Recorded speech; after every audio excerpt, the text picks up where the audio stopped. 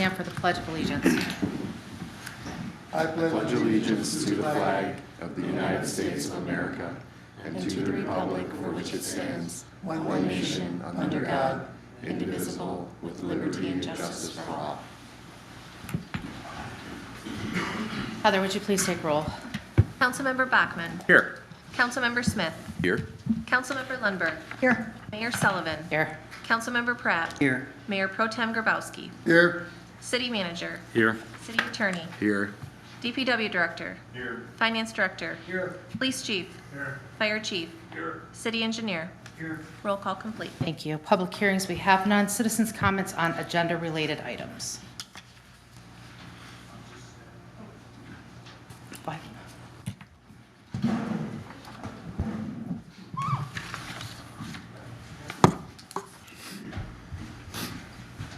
My name is Jerry Johnson. I own the Gold and Silver Exchange down here on River Street. I've been here almost 13 years, and the way I understand it, we're here to discuss some stuff about Chapter 606 about animals versus mammals.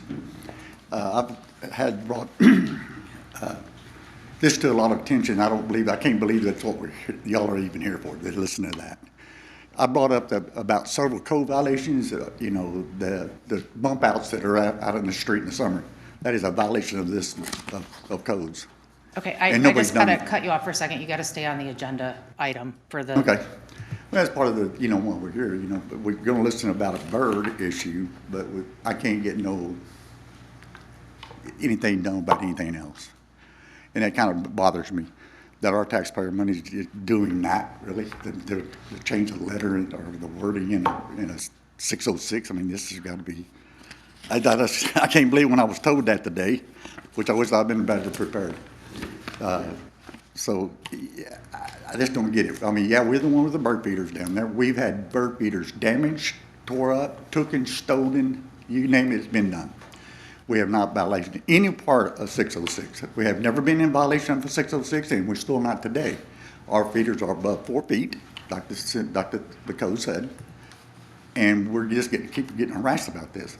We're just trying to take care of the birds. I mean, if you've ever been down here, and I've been down here a long, long time, them birds in the summertime really bad about getting in the grills of your car picking bugs. And they go a little too far. What happens? You turn your car on, snap, it kills them right there. So that's what we try to do, is give them away from the cars.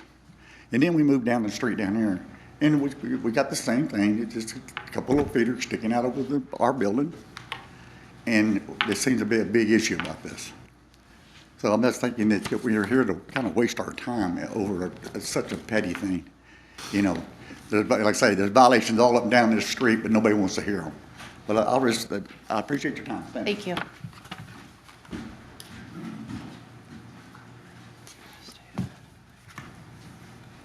Good evening. I'm Nicole Bromley. I am part owner of the Gold and Silver Exchange in Manistee as well. I am the bird feeder lady. That is what you're going to be discussing on later today.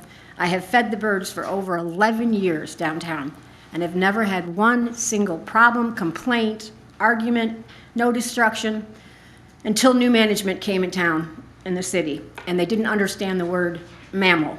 So therefore, we have to eliminate the word mammal because they didn't understand that a bird was not a mammal. So today you're being asked to change the language so that my bird feeder can come down.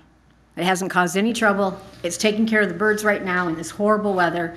And like Jerry said, it's an insult to have you guys discuss the changing of something so minimal when there's so many important more things to say and do. So I hope that you consider not changing the code. It's clear. It says you shouldn't feed mammals downtown, and we're not feeding mammals downtown. Thank you for your consideration. Thank you.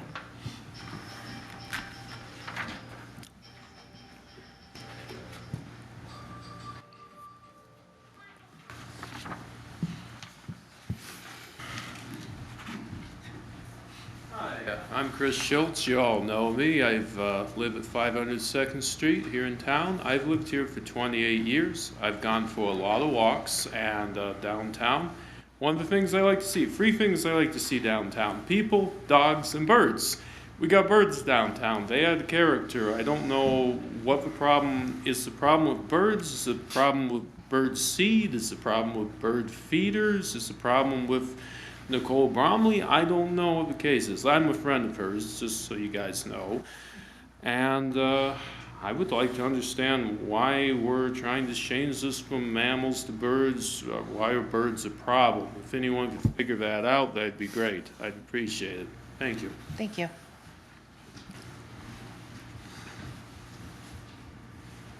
Anybody else? Okay. Consent agenda. All items marked with an asterisk on the consent agenda are considered by the city manager to be routine matters prior to approval. Any member of council may have an item removed and taken up during the regular portion of the meeting. Items include approval of minutes, cash balances, revenue and expenses, payroll, invoices, consideration of a 2024 Run the Pier racing event, consideration of a 2024 Smoke on the Water event, consideration of 2024 Labor Fest event, consideration of Music Sparks Meeting host the Roots on the River concert series, consideration of Music Sparks Meeting hosting the Summer Sunset concert series. At this time, council could take action to approve the consent agenda as presented. Is there a motion? I'll make a motion. A second. Heather, would you please take roll? Councilmember Bachman. Yes. Councilmember Smith. Yes. Councilmember Lundberg. Yes. Mayor Sullivan. Yes. Councilmember Pratt. Yes. Mayor Pro Tem Grabowski. Yes. Motion approved. Thank you. Unfinished business, we have none. So new business. Due to the lengthy agenda, I will be moving the resolutions of appreciation to the first item of new business. I could have Sergeant Smaling.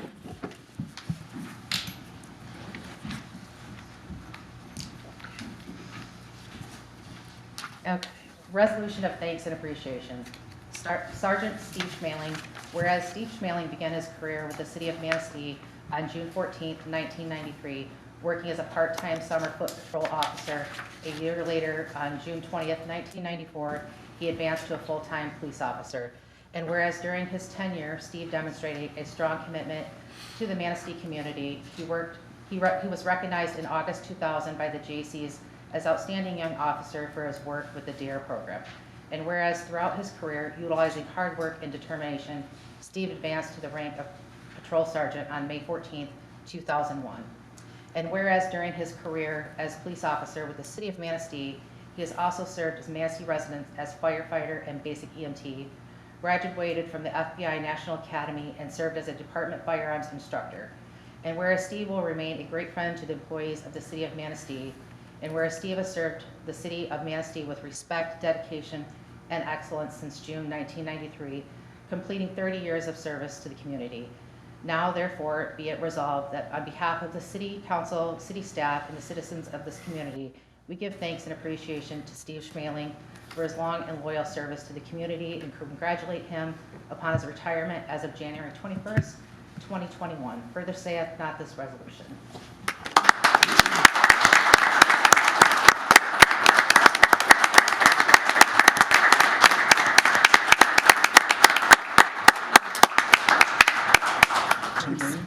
Congratulations. Congratulations, Steve.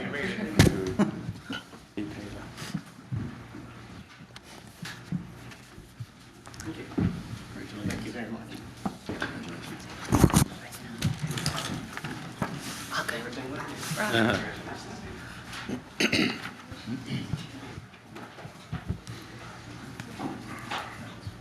Okay, so I have another resolution of thanks and appreciation for Randy Hunt. Whereas Randy Hunt began his career with the city of Manistee on May 3rd, 1993. Working in the Parks Department in 1995, he transferred to the wastewater treatment plant, and then in 2020 into the street department. And whereas during his tenure, Randy demonstrated skill and exceptional work ethic in the execution of many duties and responsibilities. And whereas throughout his tenure, utilizing flexibility, Randy worked with the different utility public work directors, adjusting to their ever-evolving needs. And whereas as a Department of Public Works employee, he served the USWA union for 25 years, holding either the office of Vice President or President during his tenure. And whereas Randy will remain a great friend to the employees of the city of Manistee, and whereas Randy has served the city of Manistee with pride, dedication, and enthusiasm since May 1993, completing 33 years of service to the community, now therefore be it resolved that on behalf of the city council, city staff, and the citizens of this community, we give thanks and appreciation to Randy Hunt for his long and loyal service to the community and congratulate him upon his retirement, January 31st, 2024. Further saith not this resolution.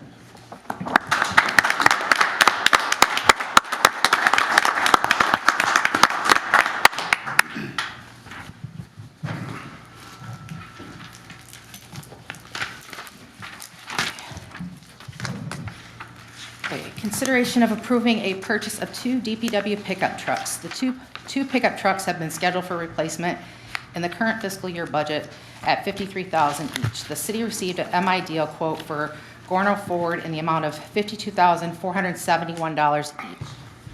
The trucks would replace 2 existing trucks that are 15 and 16 years old respectively. At this time, council could take action to approve 2 of the new pickup trucks from Gordo Ford in the amount of $52,471 each. I'll make that motion. Is there a second? I'll second that. Any discussion? I have some questions.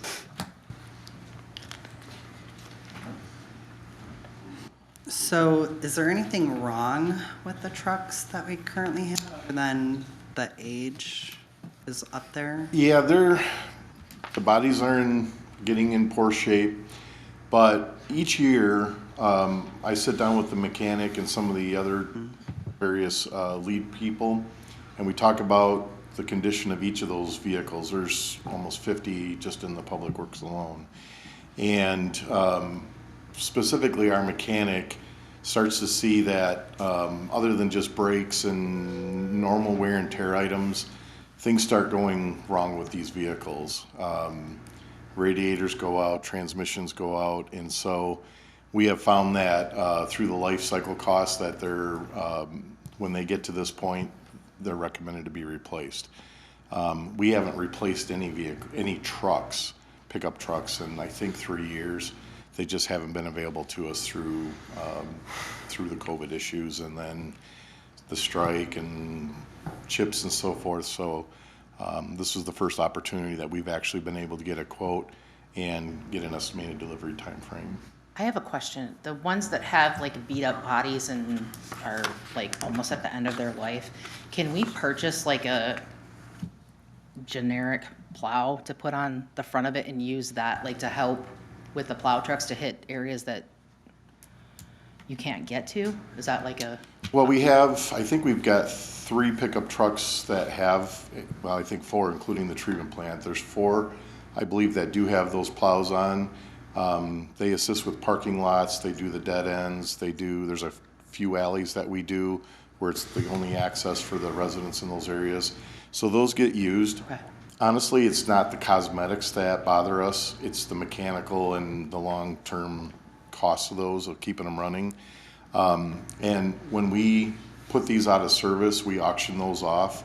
And I think I wrote it up last year during one of these purchases, but we've probably had 5 of the last 6 pieces of equipment that we have taken out of service and well, before we could take them out of service and order the new stuff, they completely failed, and whether it was engine, frame, transmission, those are the really big ticket items. So these would be going in an auction this summer. Okay. Okay, after 15, 16 years, how many miles? Is there 100,000 on those things? I didn't look up the mileage on them, so I couldn't really tell you that. Okay, I haven't been down there to look at the trucks lately. I haven't been down there. When we get these new trucks, are these ones we have to order now? Yes. Okay, so it'll be a year or more? No, Gorno, the representative from Gorno, Gorno has the My Deal contract with the state of Michigan. What they try to do is keep some of these trucks at their dealership in various colors for different communities, and the manufacturers won't allow them to do that. So the only way they can get them is when they get a purchase order signed by a community to do that. They believe that we're in the 60 to 90 days, so I'm guessing in the 90-day range. Okay, when these come in, are they going right into rotation or? Yes. Oh, okay, do they have to be used for some other purpose first? Nope, they'll go right into rotation. The older trucks, the ones that are not in as good a shape, typically we save those and they get used by our summer staff, by our seasonal people. But these would go, we are not putting plows on these, but they would be used in the street department And then the two that we're replacing would be taken out of service and parked until we can auction those. But everything kind of moves down that way. Anybody else? Thank you. Heather, would you please take roll? Councilmember Bachmann. Yes. Councilmember Smith. Yes. Councilmember Lundberg. Yes. Mayor Sullivan. Yes. Councilmember Pratt. Yes. Mayor Pro Tem Grabowski. Yes, Motion approved. Thank you. Consideration of approving an amended easement with DTE Gas Company. DTE Gas Company owns and operates a gas station at 7th and Robinson Streets. The current station is 7th. Okay, sorry. The current station is located partially on Manistee area public school property and partially within Sands Park. The amendment would allow DTE to construct cathodic protection from the gas mains. The amendment approval has been recommended by Sands Park Control Board and will require City Council in Manistee area public school approval. At this time, council could take action to approve the amended easement with DTE and authorize the mayor and city clerk to execute this agreement. Is there a motion? I'll make that motion. Support. Any discussion? Where is this? yeah, where's this seven? Why I was reading it funny because I was like, what are we? The gas station up there for a long time. Yeah, so on Robinson Street, which is just west of Sands Park and what is currently, I guess, Kennedy School and the old football field there, they actually have it hidden pretty well, but there's a valve station that's above ground and it's got split face block around it, so hides it pretty well. But as I understand it from DTE, the main gas comes into the city of Manistee down Maple Road and into the city limits, turns on turns on 8th Street, and it goes up Robinson Street. That's a valve station there, so if they have any issues, they can isolate gas at that point. Then it follows Oak Street and actually goes down underneath the river, and then the furthest north it goes is out to the casino. And they've got a couple of those valve stations along that pipeline.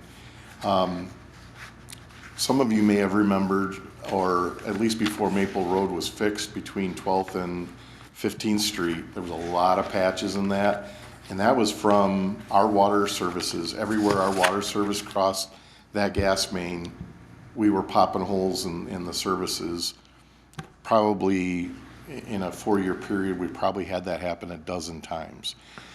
We finally were able to get high enough in DTE where they took it seriously. They did some testing on that main, and they found that stray voltage was following the gas main, and it was then jumping to a dissimilar metal that was close, happened to be our copper water lines. They installed cathodic protection on that main, and we haven't had an issue since. They actually paid almost $40,000 back to the city for the damage that it caused us. This project just further adds cathodic protection, which takes stray voltage that may be following along that line. It could cause corrosion to the steel mains, and it puts it down into the ground where it disperses and it's safe. This 5x5 area, what they need is to put kind of an electrode real deep in the ground for that dispersion, and then what's above ground will just be an electrical panel that is locked. When the Sands Park Control Board reviewed this, that was the one thing they wanted to make sure of is this is in close proximity to a school, close proximity to a park. They wanted to make sure that nothing that was constructed there would be dangerous to the public. So I think I included a picture in your packet of an example of just the service that would be above ground. And I did speak to the public schools business manager today, and that is going before the school board soon as well. That was my next question. Okay. Anybody else? It was really interesting to see the added paper in here from 1914. Is that the original agreement? It was before I was born. Yeah, and if you have any questions on the location, you can see it's up on the screen. If you drive by there, you'll notice there's trees that kind of surround it, and we don't mow the area between that current gas facility and the actual park, so I think there's some level of comfort that it won't impact the park use. Anybody else? Thank you. Please take roll. Councilmember Bachman. Yes. Councilmember Smith. Yes. Councilmember Lundberg. Yes. Mayor Sullivan. Yes. Councilmember Pratt. Yes. Mayor Pro Tem Grabowski. Yes. Motion approved. Thank you. Consideration of Music Sparks Meeting, 4th of July Roots on the River kickoff event. Music Sparks Meeting is requesting to host a day of fun and music at the Veterans Memorial Park, including part of the parking lot and gazebo on July 4th, 2024. As a kickoff to Roots on the River concert series, this event will include food trucks, alcohol sales, lawn games, a raffle, and an evening concert. At this time, council could take action to support and approve the request from Music Sparks Meeting to hold the Roots on the River concert series kickoff event July 4th, 2024, subject to appropriate department approvals. Is there a motion? I'll make a motion. I'll second. Any discussion? Heather, would you please take roll? Sorry, did, Do you want to know what to talk about a little bit, or? oh, yeah, go- I was going to say, are they Nobody here? said anything. Because I would love to hear a little bit more about it. It's a free promotion for the event, so Was there any questions on it or anything? just specific? if you could give an overview, just for members of the We're audience. just going to let you do whatever. Yeah, no, I mean, I put it in the whole plan. Okay, I mean, yes. we're alcohol sales and all that. It's all pretty outlined in there. I don't know what else you want me to cover. I mean, it's just, it's a separate event than the whole series. We're just doing alcohol sales at that one 4th of July event because that's gonna be like a big fundraiser for the whole series, hopefully. But yeah, I mean, it's pretty straightforward in there. Now, you did this last year, right? No, You did something last year. we did the Summer Sunsets. That was the first time. This Okay. year, we're doing an additional concert series, and then this is a separate event within that concert series on one of the dates that's like special because of alcohol sales. Right. have a lot more involvement with it being down by the beach versus out on Forest Trail. That's the festival we do. That's separate. Yeah, but don't you have like music there every weekend? Like, didn't you move it over here? Yeah. So it started off there, and then we moved to do a Yeah. nonprofit. We started the nonprofit to do it in town, and then have that just much more availability with that. But yeah, Did you have a good turnout with that last year? yeah, last year was great. Yeah, it went really, really well. I think I put my we did like the annual report as well. I think that's in there as well somewhere. But yeah, we have a whole review, and it went really well. So hoping to expand on it. And the state really said Veterans Memorial parking lot over by the band shell. Yeah, this new one. And 4th of Is July, where Roots always has been. Yeah, we're kind of working with the JCs as well this year, and kind of like a handoff events. They're going to be helping run it with some of their stuff, so it'll be like a collaboration year. Nice. Hopefully Thank you. continue. Nice. Yay. Is there any chance it's going to be a problem because it's on the 4th of July with our other events? Or is that just going to be another wonderful thing happening in Manistee? I think it's good to have more things going on, so I don't think it'll be a conflict. I think it'll just be another place for people to enjoy the 4th of July weekend. But I have worked with Carmen as well, and she's on the same page as far as like food trucks and all that stuff. It fits into their event really well. We're on the same page with everything. So, Perfect. Perfect. That's awesome. Thank you so much. Thank you. yes. Would you please take roll? Councilmember Bachman. Yes. Councilmember Smith. Yes. Councilmember Lundberg. Yes. Mayor Sullivan. Yes. Councilmember Pratt. Mayor Pro Tem Grabowski. Yes. Motion approved. Thank you. Consideration of authorizing resolution of support and MOU to sponsor the Old Kirk Museum 2024 State Historic Preservation Office Certified Local Government Program Grant Application. Only local units of government certified as part of the CLG program are eligible to apply for the SHPO CGL grant. CGLs may sponsor eligible projects for nonprofit organizations within its boundaries. The City of Manistee is eligible to sponsor the Old Kirk Museum project. Through the sponsorship, the city is committing to facilitate the administration of the grant agreement. This includes, but not limited to, preparing and submitting quarterly progress reports to SHPO and executing the bidding process. The final form of these documents is contingent upon attorney approval. At this time, council could take action to authorize the resolution of support and the MOU to sponsor the Old Kirk Museum 2024 SHPO CGL program grant application, authorizing the clerk and mayor to execute these documents. Is there a motion? I'll make a motion. Second? I'll second. Any discussion? Walk us through it, please. yeah, so we have, the SHPO has this local government sponsorship program, and I think Mr. Bradford has been involved with this with Ramsdale. So when I was first approached by this in December, I was kind of amazed that we could apply for a grant on behalf of a historic property that's a nonprofit. But, when I looked through it, they do require this MOU is based off a template. This resolution is based off a template. So it's a unique program in that the city is actually the applicant, and then we can sponsor a project. Originally, I think typically the Ramsdale we did, it's a city building. This is not a city building, so it is something new.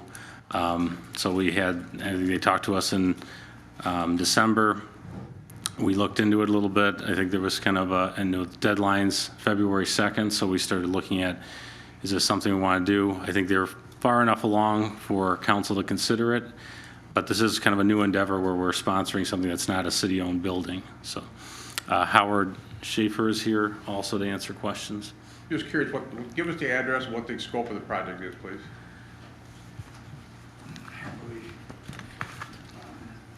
304 Walnut Street?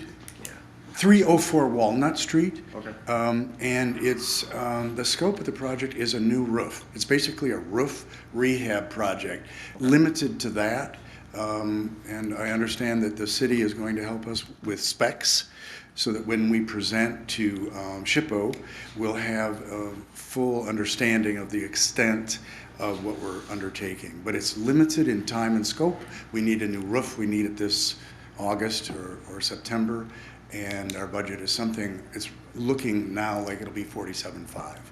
Okay. And we've raised rather about 30,000 from the city, including community foundation. So we've got a lot of support. Okay. So I hope I have yours. Thank you. Any other questions? What is your yearly attendance at this facility? Because I went through Facebook, and not that Facebook is everything, but it was a little bit tough to determine how much is actually used. You're stumping me with the question of how much attendance. I know we have, our goals are year-round programs. We have talks and tours in the summer to pair with the Ramsdale program for tourists to have something to do and residents to have something to do. But I go to those. But I can't say, it's usually about 30 people times 8, and then I was told by our president of Old Kirk that our Christmas program this year, where they do tots and tours in tiny towns, and there's all these things going on, Scandinavian heritage event, they were swamped. So, but I don't know that we take a count, but it's an excellent question, and maybe in the future we will. So do you have a plan, like if you get awarded this grant, you get the new roof, do you have a plan to start charging just to have some sort of money for maintenance moving forward, or? Great Because I was concerned that you had people coming and you paid for the buses for them to get there. Like, that sounds odd to me. Excellent question. I think where we're headed is still donation-based at this time. We need to plan for the future. Now that we have a roof that doesn't leak, and we have a beautiful building, we have a good program, good attendance, we need to make plans next for how we move into other streams of revenue, and that's partly what I'm going to hope to help them with. Right now, the plan is not to charge, but to seek more grant money, and this would give us a completely new level of options, because if you all support us, we can enter the SHPO realm, and then we have some resume to go forward, and we have other grant opportunities that we're looking at. I helped them apply for a MACC grant, which was only a relief grant, but it's $1,000. That means a lot to us. So we're looking at other avenues. As for the busing of the children, that's an interesting subject. I just talked with other team members earlier this week, and we have seen a grant opportunity where we could get some money to go to out-county schools and bring in more elementary school kids, and at that point we would pay for it, if we can extend that project and get a grant. Okay. So that's what we're looking at right now. That's about as much as I can say about that. We're in development of how we can find new revenue and new sources, but so far the team does not want to charge the public. Okay. And I've been to these all summer long. They have different series of where they bring in, like Dr. Anderson used to be president of the college, and he talks about baseball and how he got into it.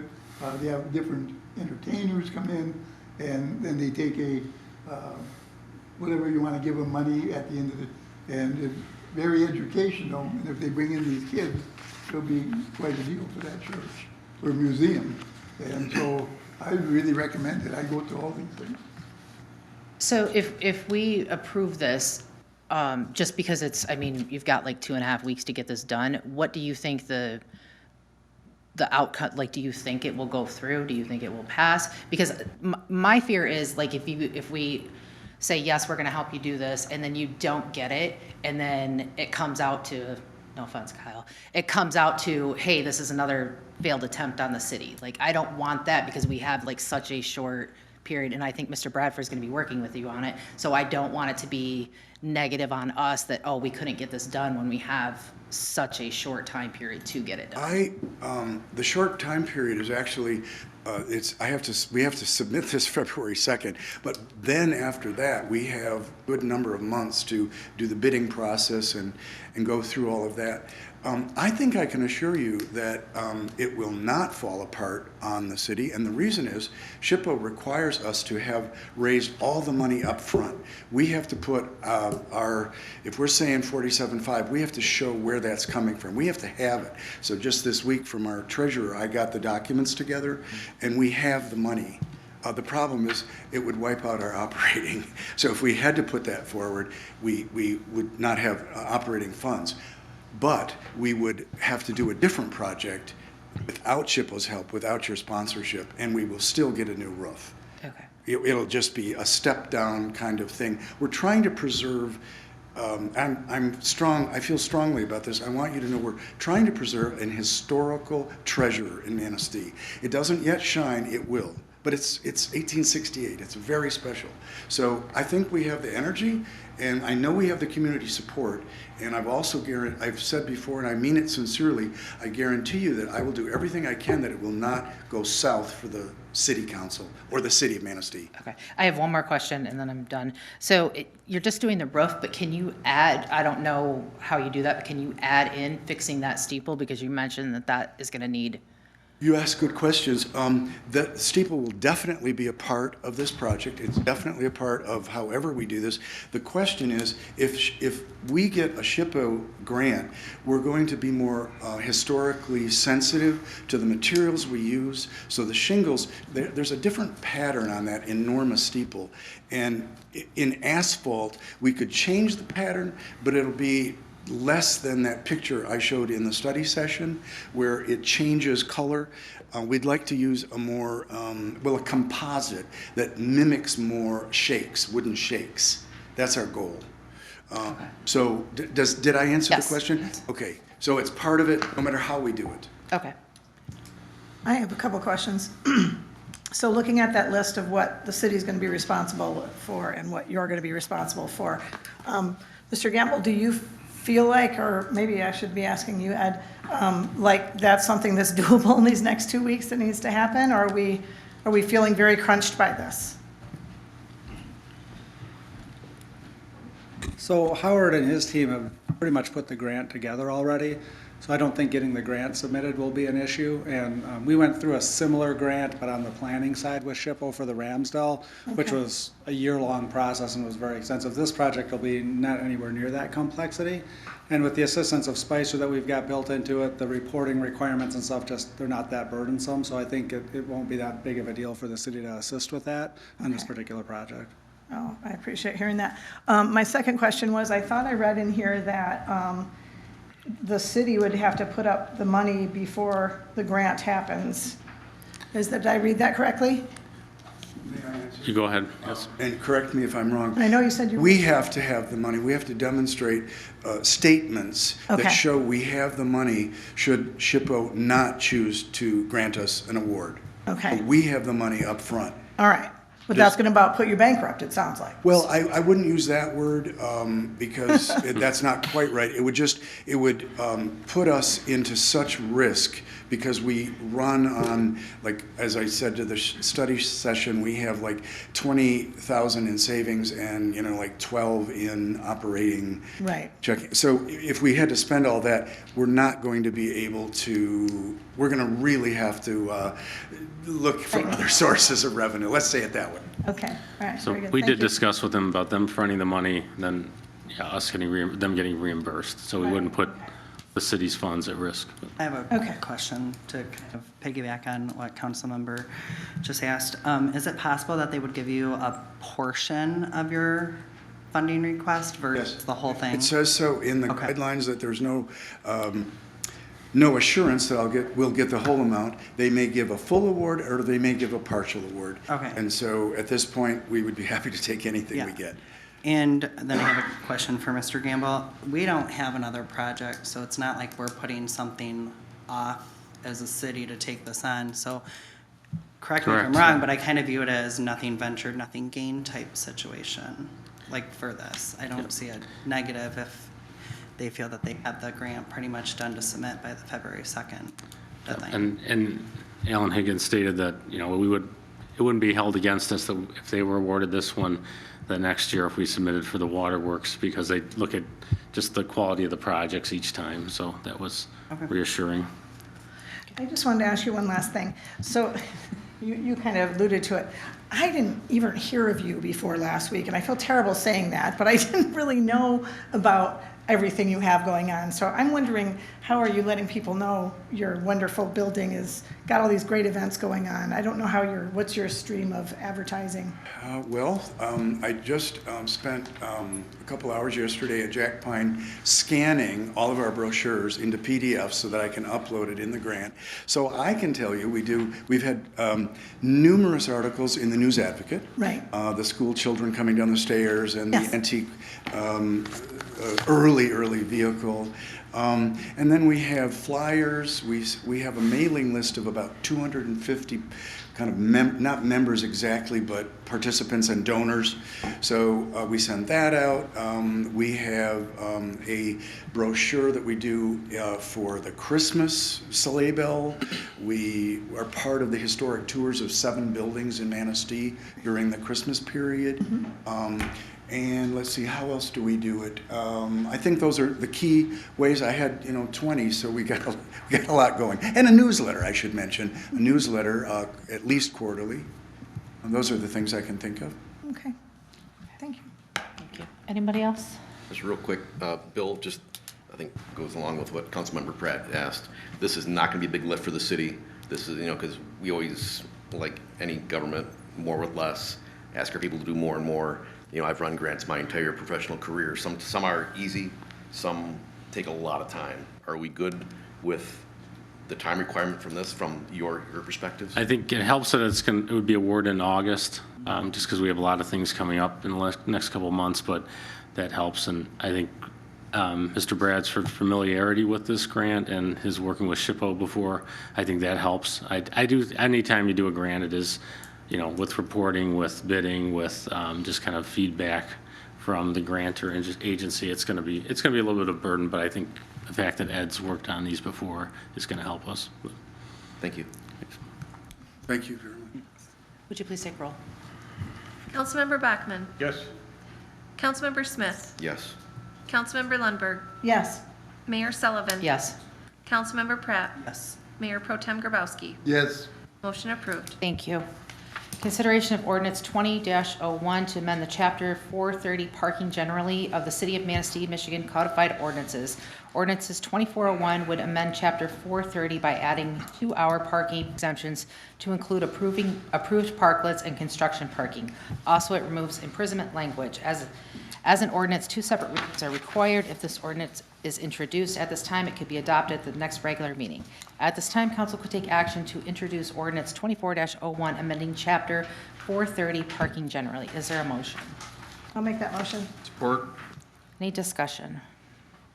Could somebody explain these 2-hour parking exemptions, which include parklets and construction parking?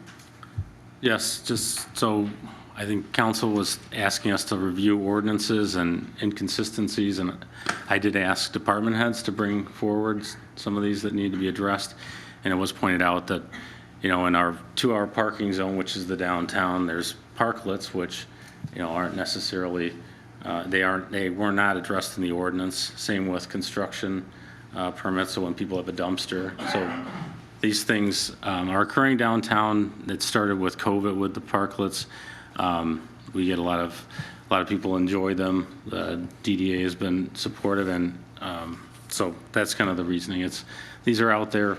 The police department was informed that under the current ordinance, they're not allowed, but this is so this is kind of bringing us up to what we're doing today and being consistent. And not imprisoning anyone, huh? Oh, yeah. Sorry. So I think, yeah, and that's kind of old language, yeah, that needs to be removed as well. Yes. Heather, would you please take roll? Councilmember Bachman. Yes. Councilmember Smith. Yes. Councilmember Lundberg. Yes. Mayor Sullivan. Yes. Councilmember Pratt. Yes. Mayor Pro Tem Grabowski. Yes.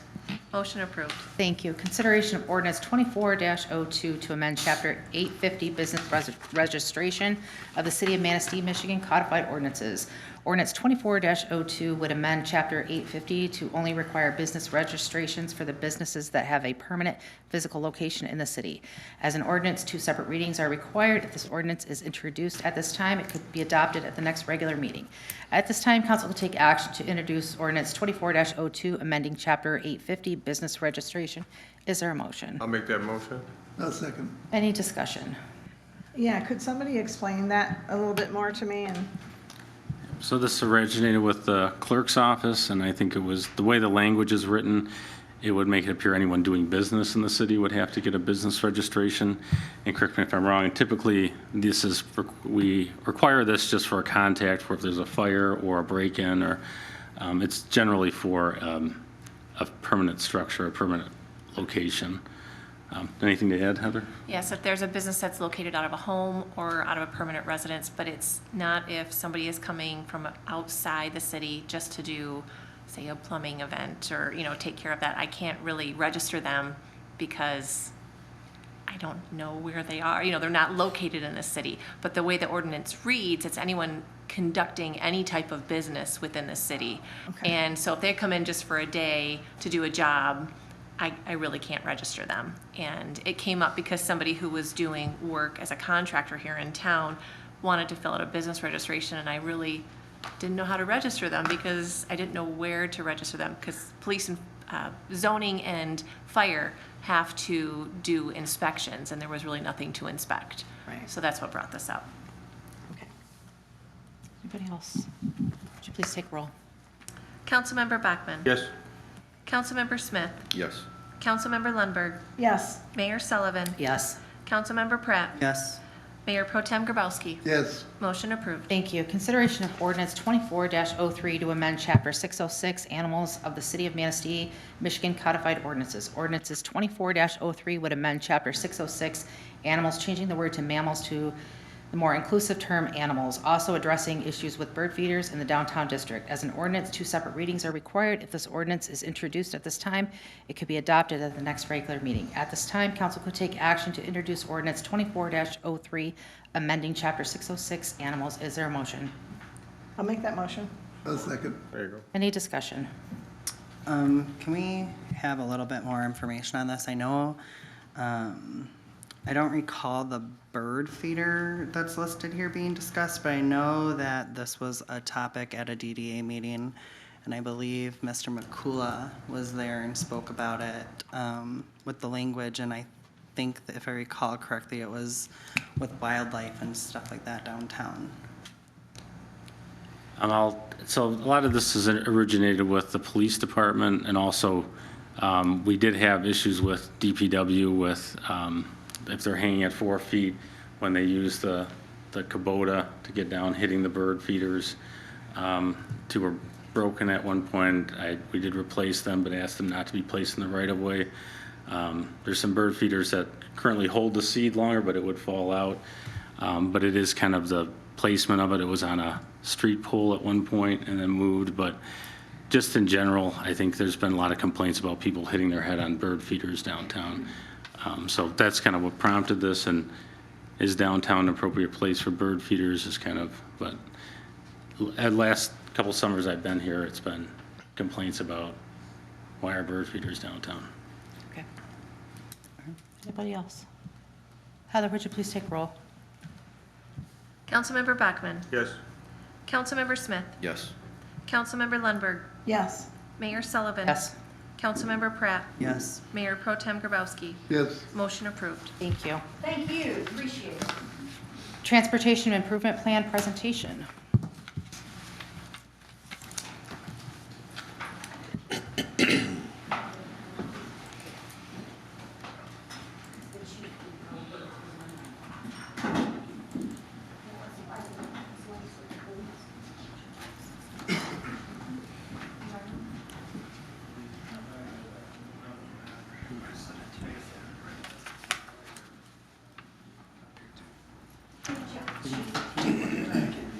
Okay. All right, good evening, Mayor, council members. For the record, Sean Middleton, Spicer Group, 302 River Street. We're here, we're going to do kind of a team presentation on Transportation Improvement Plan. I'm going to start out really quickly hitting on what the tip is, some of the things we put into it, talk about asset management, and then Ed's going to talk about kind of all the factors we consider when looking at streets, and then talk about financial components to the tip, including grants and leveraging money. And then I think Jeff and maybe Lucas a little bit are going to talk about what's the current condition of our streets, how they're rated, because we just did the ratings this fall, so we can look at that, what the treatment methods we need to do to fix them, and then a little bit on a couple of the streets that are private property we want to talk about, and finishing with some of the other infrastructure that's involved with transportation. And then we're going to finish, the last slide will be basically our current tip, listing some projects, costs, and things that we can talk about. And we do have in this presentation like 15 slides about every single street that's in the tip and we've talked about. So it's not in the tip, we've talked about them. We have no intention of going through those, but they're there. And if you want us to bring one up, we can. So I just want you to know that they're there. So with that, I'll move to the next slide.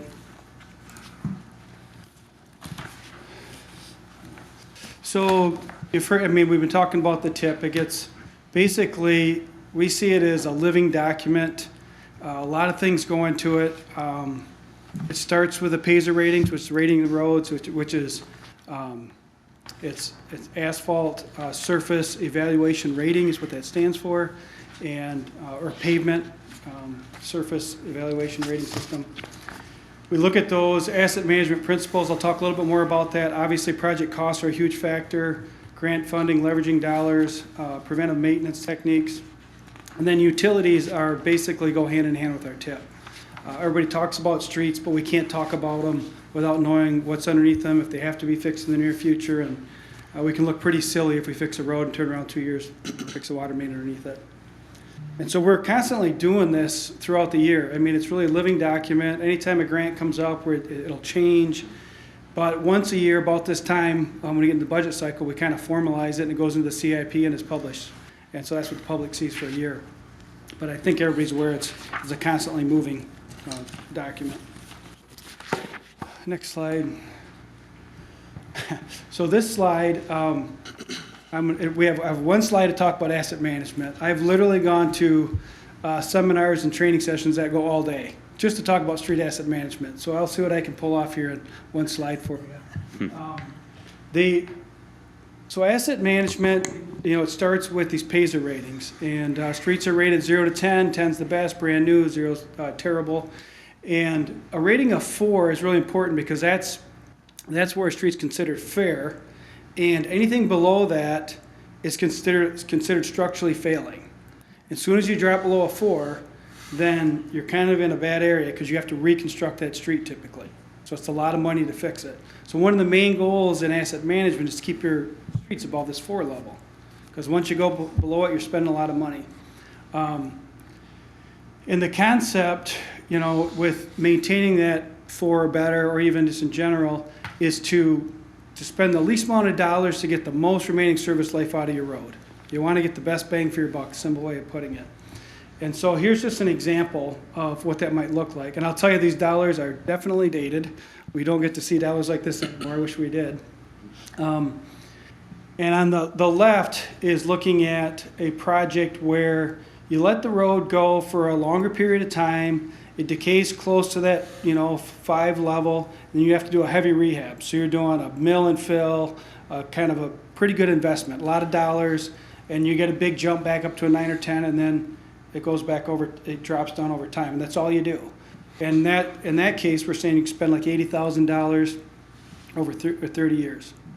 Another approach is the asset management technique is you do that same thing, maybe you put in a mill and fill, but very quickly you're crack sealing, you're putting on seal coats every few years to keep that thing kind of coming back up. And it's a lot cheaper application, and you get a few less years out of it, but per dollar per year it's cheaper. And so in that case, it's comparable at $36,000 a year. And that's a very simple way of looking at asset management. One of the troubles we have with it is, in a perfect world, what we would do is we'd seal every street in the road that needs to be seal coated or crack sealed. And then if we have money left, we'd go and do mill and fills on every single street that meets the criteria for mill and fill. And if we had money left, we'd start reconstructing every road in the city until they're done. So our dilemma is, if we just spend the money on the asset management component, keeping them up there in that 4s and 5s, spending all our effort and all our dollars on these roads that fit in that bucket. In the meantime, all our bad roads are decaying and getting worse and worse, and we're not touching them. So it's, with limited money, that's the problem we run into. So what happens is I would say we're doing more of a hybrid. And we will typically find a project we can reconstruct. We're very big on leveraging dollars, grants, finding other dollars to stretch them out. So, so we end up in Manistee because we don't have enough money to do full asset management, keep people happy. We blend in, we'll do a reconstruct, we'll put a water main, and we'll get a grant, we'll do a reconstruct, and then we'll do some asset management techniques. So, so that's my short version of asset management for, that could easily be a lot longer presentation. So I think with that, I am done. I'm going to turn it over to Ed. Can I ask you a question? Yeah. How many streets in the city do we have that are under a 4 rating? Stay tuned. Okay. We have it all. We have it all ready for you. A lot. Question. That was a plan, right? But it's going to go to the next one. So this was an interesting slide that we put together. We have a monthly engineering meeting where we meet with the engineers, and it really took quite a bit of conversation, but there's a lot of factors that go into what streets are going to be done and how projects are selected. And we tried to list those out because these are literally all considerations that city staff goes through when they're looking to put together the transportation improvement plan. So I'm going to start up at the very top left, just to the left. I'm going to go counterclockwise. So the first determining factor is whether it's a major or local street, because that's how the state bases our funding. 75% of our funding is for major from the state, and 25% is for local. Then we look at what conditions there, what treatments are needed. Is it an overlay? Is it a reconstruct? Is it a slurry seal? Does it just need crack sealing? Is there safety issues with that street, maybe view or possibly some slope issues that need to be addressed? How is the drainage? There's a lot of drainage issues up on the north side, as you'll recall, that we did when we did work on part of the rural development project. What's the volume of traffic? Is it a very lightly traveled street, or are there a lot of cars traveling on it? Obviously, the state classifies major streets as the ones that carry the most traffic, and so those probably have a little bit higher priority, but hence we have local streets that maybe aren't in as good a shape because they're not carrying the traffic, but we don't have money to get to them. Can we leverage money with grants? And we've done a very good job of that. There's a slide that talks about that in a little bit. We look at how many residents or properties are affected. If you have a very densely populated block, take, for example, Quincy Street, there's, very close houses on that. So there was a lot of benefit on that particular street segment. We have other street segments, such as, say, Veterans Oak Grove Drive, where there's really no residents on it. It's more of a thoroughfare. So that's a factor. We look at asset management. What's the new techniques that are coming in? What techniques are cost effective? What makes sense in the city? You might notice in the county they do chip seal. We don't really do that in the city because we have storm sewers, but we have slurry seals and other techniques. Obviously, the budget is a big factor in that. There's only so much that we can afford, and there's scarce dollars, and sometimes you have to accumulate dollars over a number of years for a project, so those all play into that.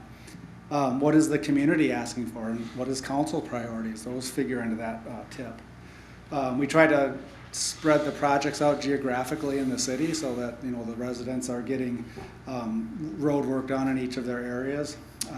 We talked about PACER ratings. What's the economic impact? Is it supporting a factory? Is it supporting jobs? Is it on the truck route? Is it needed to bring in a new business? A really, really big one are what are the utility needs underneath the road? We have to match those up when we're doing projects. And so that's a very long discussion between the engineers and Jeff and myself when we're putting together these transportation improvement plans, because you might have a very needy utility under a section of street, but we can't match dollars with it right away. And so we have to move those around, and that impacts timelines. And then, you know, is there developer or development dollars that could go into a project, or are there brownfield dollars that could help pay that for public infrastructure? So all of these factors are considered when you're putting together the transportation improvement plan, and they kind of get massaged into it, and then, you know, projects pop out. Next slide, Lucas. They mentioned grant funding. It's really critical, especially for a small community like Manistee, to be able to receive grants. And we apply for basically every grant that we can, that we know we're going to have a project that is a good fit or that we have the money to fund. And so one of the new grants that the state rolled out was Category B, which is villages and small cities, or small city we qualify. And it was for local streets. So we've applied for that 5 straight years and didn't get it, but we finally did get that for 2024, so persistence pays off. And so we got a grant, Category B grant, for $250,000 for Lincoln Street. We have applied for Category F grants, which are also for cities in rural counties. And we did get a Category F grant in 2025 for the old US 31 truck route, so we were able to do a little bit more on that project than maybe we would have been without the grant. And then we are in a rotation to get what's known as the Small Urban Grant, and that's going to go towards Washington Street in 2025. But we've also gotten some other grants. We got $390,000 in 2019 for a small urban for 12th Street. That's a beautiful project. It's holding up very well. Maple Street Bridge, we got an $820,000 grant to do the repainting, but that's a critical bridge grant. We got a previous critical bridge grant when we redid the electrical motors on that maybe 10 plus years ago. And then we got an initial $100,000 from MDOT to help with the Memorial Drive resurfacing, which is part of their detour route.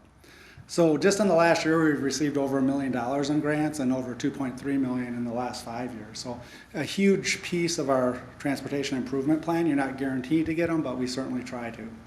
Lucas, you want to go to the next one? And finally, just trying to understand a little bit about the sources of revenue that we can use for our street projects. Obviously, we get oil and gas taxes, or not oil and gas taxes passed through to us from the state through Public Act 51. And as I mentioned, 75% of that funding goes to major streets, 25% of it goes to local. We are allowed to move some money from local to major streets within reason, and if we meet certain requirements. And we've done that in the past. So we've actually taken money from our major street network to try to fund local streets, because that's been a council priority. We use money from the Capital Improvement Fund to pay for streets, and we've also used general fund dollars in the past. So we try to get as many sources as we can. When we pair these projects up with utility projects, then we can bring in water and sewer funds. And the water and sewer pays for their portion of the road that they have to dig up, the trench to get down to their pipes to replace. So that stretches those dollars even more, because now you've got yet another source of funds coming in to be able to kind of do that street. We try to use asset management principles because, as Sean mentioned, those are cost effective. 8th Street that we're going to be doing and that was approved as an example of a very long segment, but it's a very reasonably cost treatment. So that's one of those preventive maintenance rather than a reconstruction.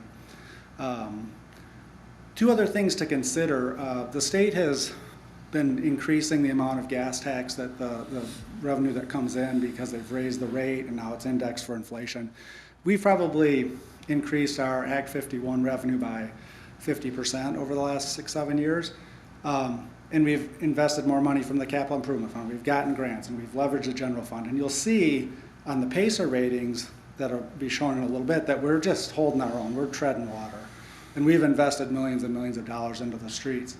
One of the things that we might want to consider down the road to make a bigger impact on our streets is to raise some additional revenue to pay for streets. And a couple of ways to do that. One could be a voted millage for a street bond. So in that case, the public authorizes a bond, it's an additional millage, they vote for it, and then you can pay to do streets with that.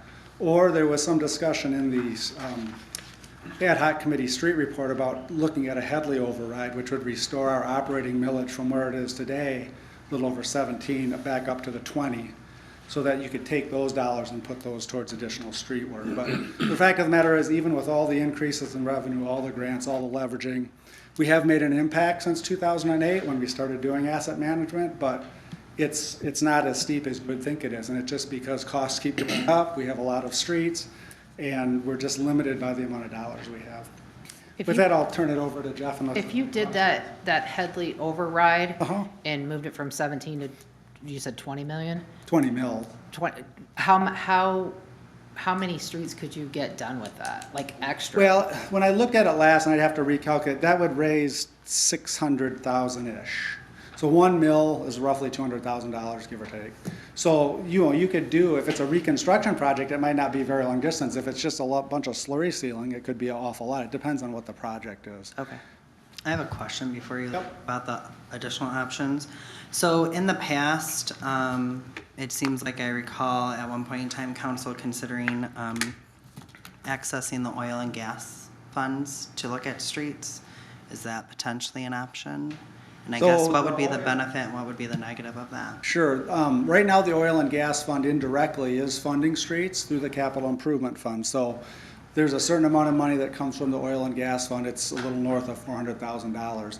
Some of that is already, and that goes to the capital improvement fund. And then from there, it's prioritized for projects, and it funds a bunch of different things.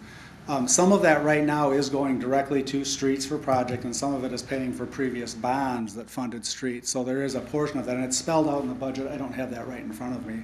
I think, Councilmember Pratt, what your question is could we take some of the money in the oil and gas fund and then use that to go to streets? And certainly that's within the prerogative of council to do that within the confines of the charter restrictions.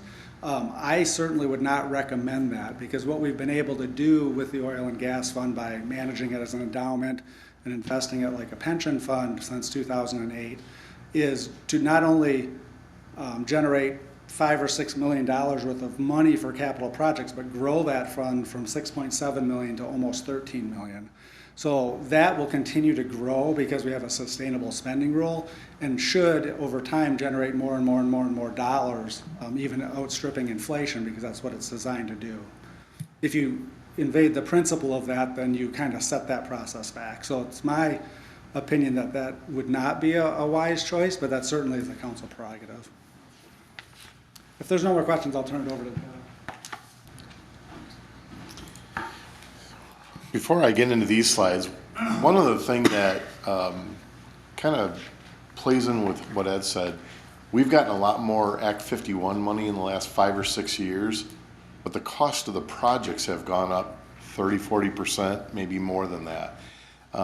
Each year, when they feel bad for the engineers, they do their best to track what the bids are. I mean, what are people actually paying? And we update all of our cost estimates based on that. But it's only good that day. A month later, it changes. A month after that, it changes. And the prices are crazy. I mean, it's just like everything else that we're dealing with. The portion that I'm going to cover actually goes to part of what the mayor was asking about. When we look at the street network, and we're talking just shy of 50 miles of streets within the city of Manistee, and as the guy said, they're separated between major streets and local streets. Major streets are intended to be collectors that the local streets feed to those main streets. We get different funding for that from the state of Michigan, and they get treated differently. Even when we're snow plowing, major streets are the ones that we hit more often. Local streets, like the last 4 days, we've hit those every day. The majors we've hit at least 2 times a day during that period. If you look on the graph between the blue and the red, the blue is when we started asset management in 2008. The red is as of the PASER ratings this past fall. You can see in the major streets, we've gone a little backwards. Think about 2008. we had just been doing all the sewer separation projects from 95 to about 2010. We had the benefit of those projects that we impacted a heck of a lot of major streets in this community. Those are over 20 years old. That's beyond the life of the pavement. And so we're starting to see all of the, kind of that lump of streets starting to deteriorate at a faster rate than what we are fixing them at this point. However, on the local street side, you're starting to see that as we're doing these utility projects, as council has asked us to prioritize and find more and try to focus more on local streets, that trend has gone the opposite way. The local streets have gotten a little bit better as an overall network. And the graphs over on the right kind of show that trending.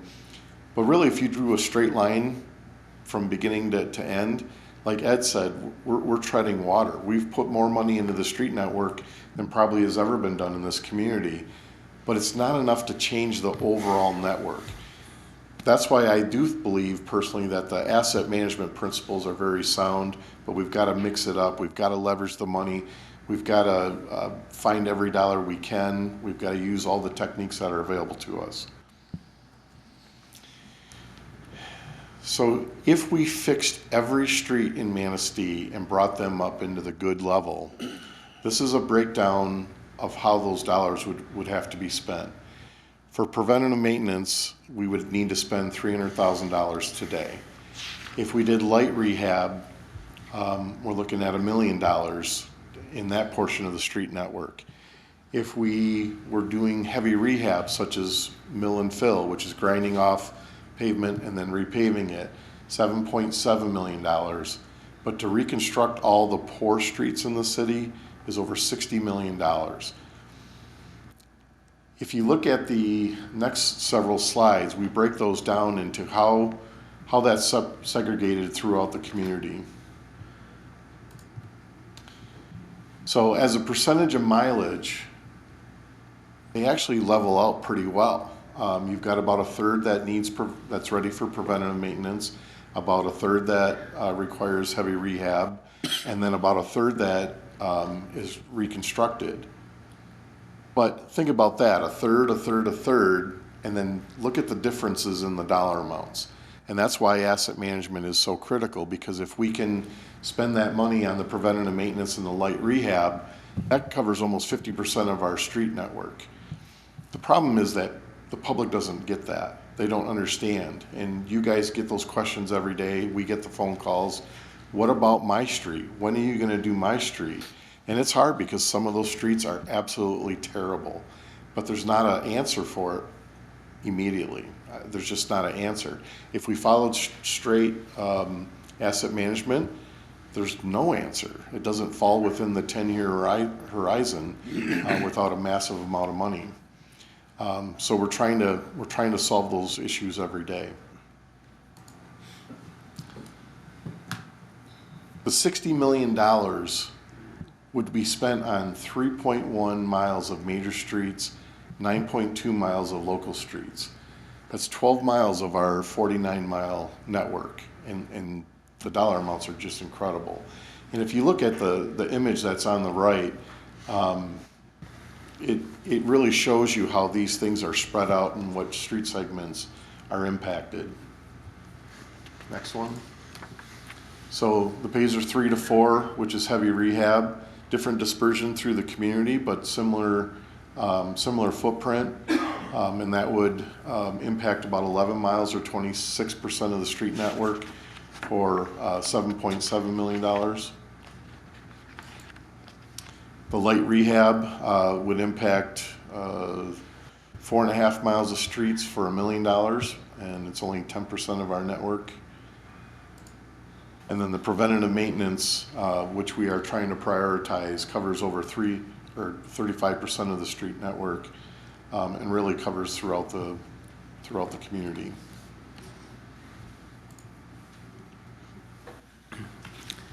Thanks, Jeff. And then I think after seeing we also have issues with some private streets, or at least there's not a shown right-of-way on our GIS maps, and then that leads to then investigating title work. A couple examples of that is 14th Street at Kosciuszko going up by the old hospital there, hooking into Maywood. And then another one, Councilman Gromowski's brought up, is North Water Street. So the issue here are these are both reconstruction ones, and 14th Street, I think this was in the tip, but it was because a developer, so Joe Hollander, his group had, we had an agreement if they could secure financing, they wanted to refinance some debt and then add this project in. They were going to contribute $200,000. I did speak with Mr. Hollander about this. He says he does not have the financing in place with MISTA to refinance the debt and then add this. So we're going to talk with the tip. This was on there because of that agreement. I think that's something he's open to talking about, whether or not we do that section of the property, because it was going to be part of that Care Center Drive and then going up to Maywood and 15th. So this one's going to be pushed probably at least a year or two. We'll be in contact with them, but this is the kind of issues where, you know, we obviously have a lot of roads that need reconstruction. Are we looking to look to add some of these other private streets? But they need work too, and they don't necessarily have, you know, an agreement in place with the other property owners there. I think that requirement for a mortgage must have come in later. But we're researching the North Water Street with the attorney's office. But there are legal avenues to acquire streets, but that would be, it could be a battle with the property owners as well. So this is kind of one of those things where there's going to be an effort if we go and kind of try to obtain those roads as well. So just wanted. It's going to cost us more money to try to obtain these roads than just to leave them as private streets, right? It would, yes, if we're, because I think it's one thing to acquire them, and then the next thing is going to be, when are you going to fix them? And I think we roughly spend every year between like 500 to 1.5 million on average with roads. So these are big costs. These would be big projects to take on. So I think the one on North Water Street should just stay a private road. I don't know why we would fight to take that on and then fix it. The one on Hospital Hill, who owns it's the hospital that owns that. Yes, and I know there's some issues with ownership right now. I think it's being sold, or there's some pending, I think, who's going to own it, who does own it. Okay. Right now. Thank you.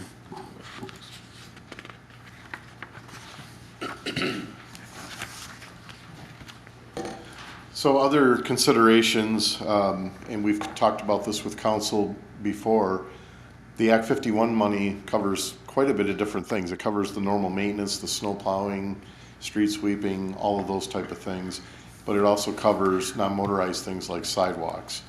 The image on the screen is something I had Brandon put together. The blue area are places in the community in the past 6-7 years, well, yeah, since 2015, that we have gone in and done saw cutting, done that beveling to remove trip hazards, and then Public Works crews have followed that crew and then done replacements where the heaved sidewalk slabs are too much to be cut. So we've completed almost all of the north side, and we've been working west of Maple Street. And then the areas that are in red are places where the saw cutting occurred. Most of that was in the past 2 years, and then we're still following back behind them. I think we budget $30,000 for that effort every year. But the question is, do we need to do more? Do we need to invest more in that aspect of it to help balance it out? There's still what we call the center section from US 31 to Maple Street. That would be the next section that we plan to attack, but there's a lot of bad sidewalks in that section. And then east of the highway is probably even worse. It's an older part of town. The trees are large. We've got a lot of heaving. So, you know, we kind of want to get a sense of where council feels we should be kind of approaching that. Two caveats to that. One is we have brought that work in-house because we feel, you know, the cost is normally, when you do construction, is 50% materials, 50% labor. We've invested our labor into that effort, and we've trained our guys, we've gotten them the tools. So at some point, I'm not gonna be able to support that with my staff to be able to do 50,000 or 60,000. If we contract that stuff out, there's some diminishing returns on how much we can do. On the exciting front, we had a vendor come in today with a machine that actually does the beveling. It looks like a compactor, but it actually does the beveling on its own, and it's not that expensive of a piece of equipment. So we plan on doing a demonstration of that as soon as we can get some sidewalks clear. And that could be something that we can invest in and have a much bigger impact at a low cost. And then in addition to that, we talked about Maple Street Bridge. The one thing about Maple Street Bridge, well, it's a very expensive, complex structure, right? And not many communities are blessed to have one. We do. The positive thing is that the state legislature has passed funding to reimburse the city for its operation of that bridge. So that's good. That doesn't come out of our street network anymore. We get reimbursed for that. The downside is there's large capital costs that happen or need to happen, and we pay for inspections every year that meet all state and federal requirements.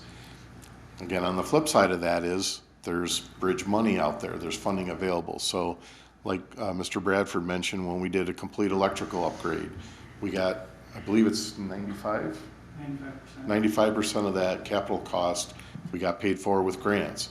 We have to cover the other 5% local match and then the engineering costs. When we did the painting and the approach work a couple years ago ahead of this 31 bridge, we did the same thing. We got 95% funding, so that's always a positive. We also have a network of alleys throughout the city, and we do very little to them, honestly. We try to go out in the spring and we will grade them and add some gravel because they get potholed. We have a program that allows the residents to pave them and do their own maintenance on them if necessary, but we don't put a lot of money or investment into those alleys currently. And then we've got a tremendous amount of public parking lots throughout the city. And you guys have all been in them. You can see that there's some that are aging. The one down at First Street Beach, the large one at the boat launch, it needs some TLC. And even some of the parking lots, like Memorial parking lot that we did during the River Street streetscape in '99 and 2000, that pavement's old. You're starting to see it crack, and so we need and we haven't funded those parking lots out of the street networks. We've been trying to fund them out of the capital improvement or out of the parks budgets on some of them. So, but that all plays into the mix.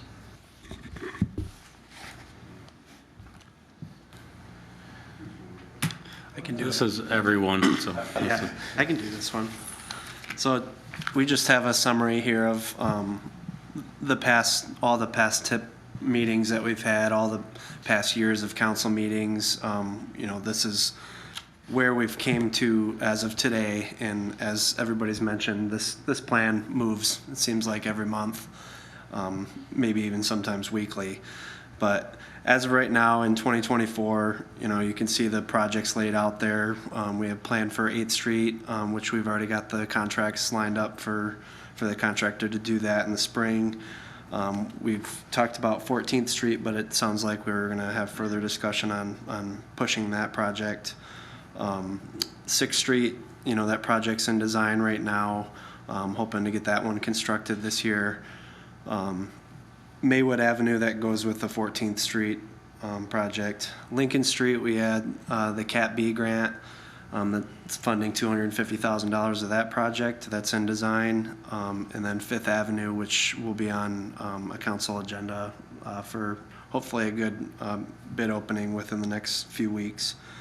2025, we have Washington Street planned and the old US 31 truck route. Both of those projects have over, I think, $700,000 worth of grant funds that are helping pay for those, which is fantastic. But we don't have any local street projects that are planned. In '26, as of right now, the two projects that we have are Fremont Street continuing where we left off from that rural development project 3 or 4 years ago, up to Fifth Avenue, and then High Street, which is a project that seems to be on the tip on a lot of years, kind of keeps getting kicked down the road, but there's some serious needs over there as well. All these projects, we took the time to kind of summarize what the community impact is per year. So if you kind of look at the types of projects in '24 are more so a mixture of heavy rehab and reconstruction, and that results in about 28 and 32 blocks of streets in those 2 years. And then when we start to do more just only reconstruction, like in 2026, you can see it's affecting way less blocks of street, which in turn, also reduces the amount of properties and residents that are impacted as well, which you can see below there, 121 properties, 146 properties, and then 49 properties that are on those street segments.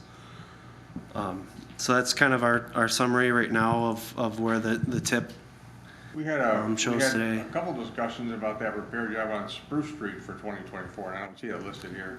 We have some more slides too. Well, let's go to the. Yep, so now we have. That while he's going to the slides. So obviously we had a water main break on that hill, and water got underneath the pavement, lifted it, kind of made it undulate a little bit. So what my plan was to try to first of all, when I looked at the numbers to mill and resurface that hill, it was just a lot of money that we didn't have right now. So our plan was, number one, to patch it, let the pavement settle down, let it go through the winter cycle, and then determine what to do in the spring.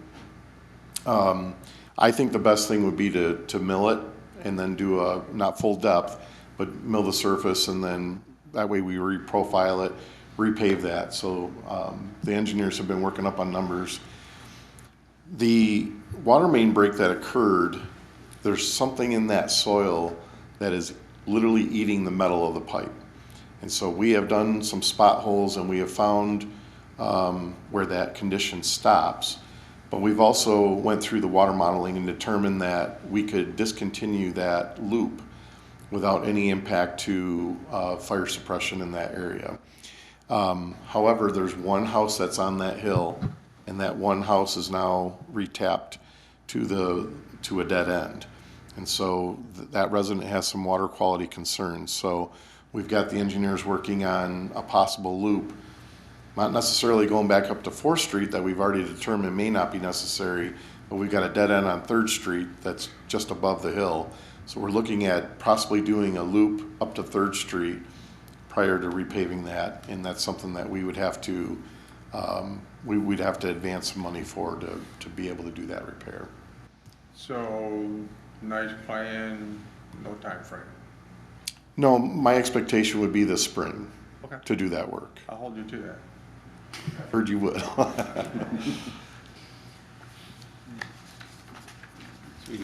So really the biggest thing is, this was our opportunity to show you the type of things that we consider when we're trying to put this together. Every single resident in this community is gonna have a different opinion on which streets to do and why did they do this one and not do that one. This is kind of the methodology that we use, and I think we're looking for some feedback and input from council on, do we need to shift directions? Do we need to change, how we do that, and what is the community expectation is. I will add that there's one thing that I've pitched, and it seems to make sense to the group, that we can't just go back to some of these residents and say, sorry, it's at least 10 years out. Like, the roads are so bad. So we've gone around, and there's 25 to 30 of those areas. And we're not talking necessarily full blocks. It may be 100 foot, it may be half a block, some of them are full blocks. But going outside of the asset management and trying to budget some annual money so that we can just do an overlay. Just give me an overlay, something that's gonna last 10 to 15 years until we can find that money to rebuild that street. It's really a Band-Aid, but I think it would go a long way. The other thing is, we continually struggle to find contractors willing to give us prices on all of our patches. And I think that if we combine some money to do some overlays with those patches, it'll sweeten that pot a little bit. I think we'll drive down the costs that we're paying for the patches, but then also have some at least when I say short term, 10 to 15 year impacts on the streets. If you looked at that, you talked about these small patches, the one on 9th and Cypress in front of that dentist office. Mm-hmm. That's not bad. Yep, I mean, that's if you on, that's, do something like that, I would just, oh, but, yeah, that's a perfect example. That's on that list. okay. They just stopped by my house and told me about it again. I think I've heard somebody on council bring up Duffy Street. Terrible condition, terrible. We actually looked at that in a year ago when we were talking about the tip, and it was almost $500,000 to address the utility needs there and do a full reconstruction on that. And it just doesn't fit in the budget right now. So that could be a candidate to put an 1.5 inch overlay on it. It doesn't fix all the things, but it buys us some time, honestly. I have a question. Where does the money come from? Like if we have like an emergency, like water main break and you've got to rip up the whole road and fix that because of the old piping, where does that money come from? It comes out of the water department, out of the water operating budget. Okay. So I try to budget, I budget money for patches, for repairs. I mean, it's a guess. Is there not grants to fix those? I'm gonna sound really blonde. Okay, so my thought process was if you went to the roads that have old piping and they just broke, you could get a grant to fix that piping and then fix the road at the same time. Well, that's partially true. Okay. There's rural development money like we used on the sewer side. You could do large water projects that way. And then there's a drinking water revolving fund, which is a 20-year low interest loan. And so we've looked at that, but you've got to have the match money for it, and you've got to be able to pay back that debt on it as well. So if you look in our capital improvement plans, we have one in the water system, we have one in the sewer system. The TIP, Transportation Improvement Plan, is really just the street one, but they mesh together. And when we went through the rate study this past year, we anticipated our capital needs out for the next 10 years. And so we listed all of the large water projects that we know we're going to have. We listed out all the large sewer projects that we know we're going to have. And what we've proposed to council on an annual basis are rates that support those projects in the future. We have done a tremendous amount of sewer work in the past 20, 30 years in this community. And with the completion of the new headworks and the conveyance, you know, we've reached, I pray we've reached the end of that. But you'll see in the capital improvement and even in the rates that we have adjusted for this current fiscal year, now we're focusing more on the water side. We've got a lot of undersized mains. We've got a lot of mains that we've got a lot of repair history on. Areas like when we find that we have bad soils, the clays are real tough on ductile iron and cast iron, and so we're weighting our projects more towards the water, but every one of those projects positively impacts the roads. And we're going to have to bond for some of that. If we replace the water main under US 31 north of Memorial Bridge to really all the way out to Super 8, that's $3.5 million today's money.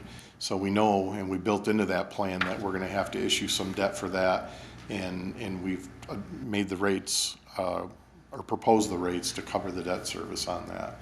So there are some funding mechanisms for it, but you know, we had 3 water leaks last night, and there's no way that I'm going to be able to get a grant to be able to repair those.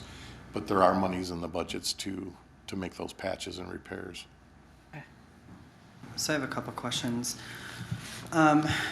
So if I hear you correctly, with taking like a thin layer of the street off and putting down a different thing to buy 10, 15 years, I mean, from the complaints I hear from citizens, I think that would go a long ways because it's the appearance of the street, how it's disheveled and breaking and wear and tear on vehicles. I guess, like, this is like that never-ending cycle. Like, I feel like you're never gonna get ahead on it necessarily because of where we're at.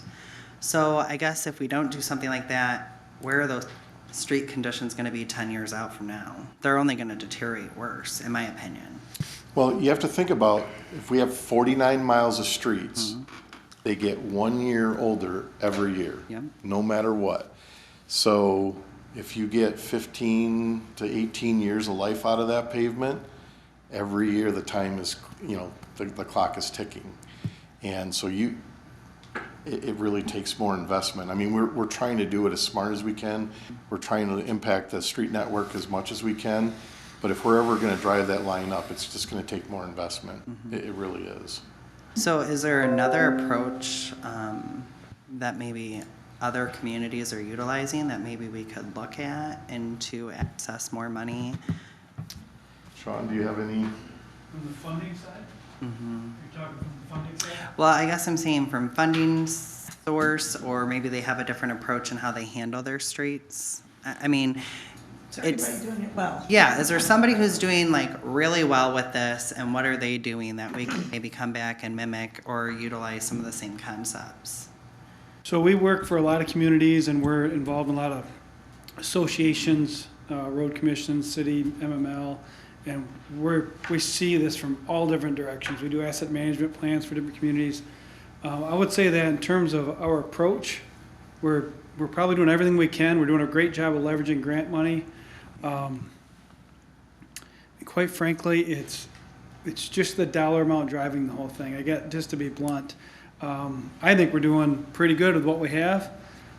We're always looking for new ideas. I mean, this concept of the overlay, so it's not even scraping any off. We're just saying the paver rolls into town and he just hits these streets and he's putting pavement on top of what's there, and it'll reflect through. But that makes it really cheap because we're not doing all that front end work, and we're in town. They put the pavement down. I don't know if everybody remembers, but we did that down at the First Street Beach, I don't know, like 6-8 years ago. Same concept. They just rolled through, paved it. It worked. It held up nice.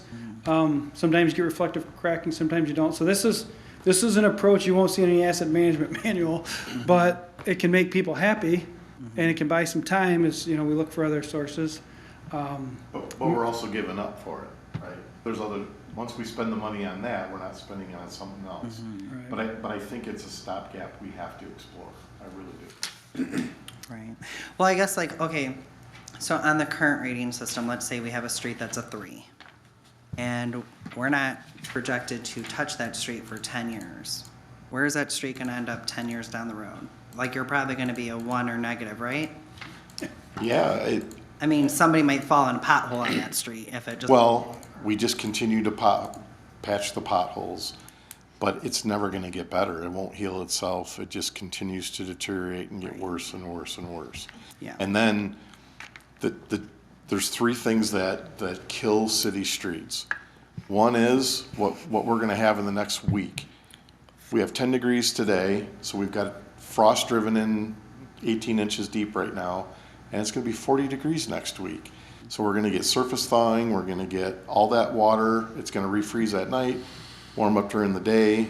That's what creates potholes, that's what destroys pavement. We're gonna go through cycles of that. That's never gonna end. The other thing is garbage trucks are really hard on the streets.